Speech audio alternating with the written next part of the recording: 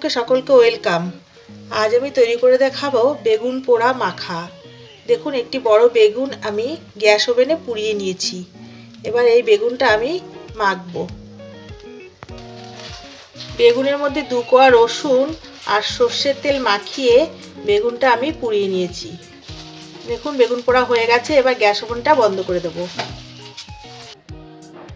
দেখুন বেগুনটা ছাড়িয়ে নিয়েছি আর বেগুন মাখার জন্য নিয়েছি পেঁয়াজ কুচি, লঙ্কা কুচি, ধনেপাতা কুচি, টমেটো কুচি, লবণ নিয়েছি হাফ চামচ আর নিয়েছি 1 চামচ তেল, সর্ষের তেল।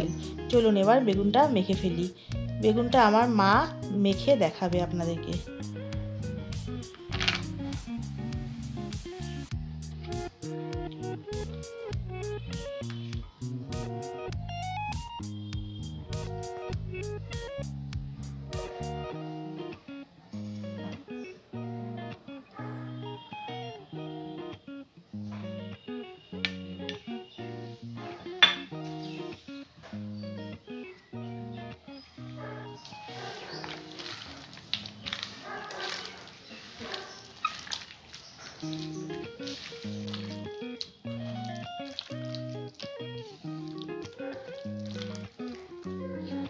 দেখুন বেগুন পোড়া মাখা কমপ্লিট হয়ে গেছে।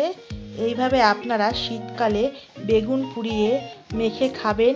রুটি, পরোটা, ভাতের সঙ্গে খেতে পারবেন। যদি ভিডিওটি ভালো লেগে থাকে তাহলে লাইক, কমেন্ট, শেয়ার, সাবস্ক্রাইব করবেন। সবাই ভালো থাকবেন, সুস্থ থাকবেন এবং আমার পাশে থাকবেন।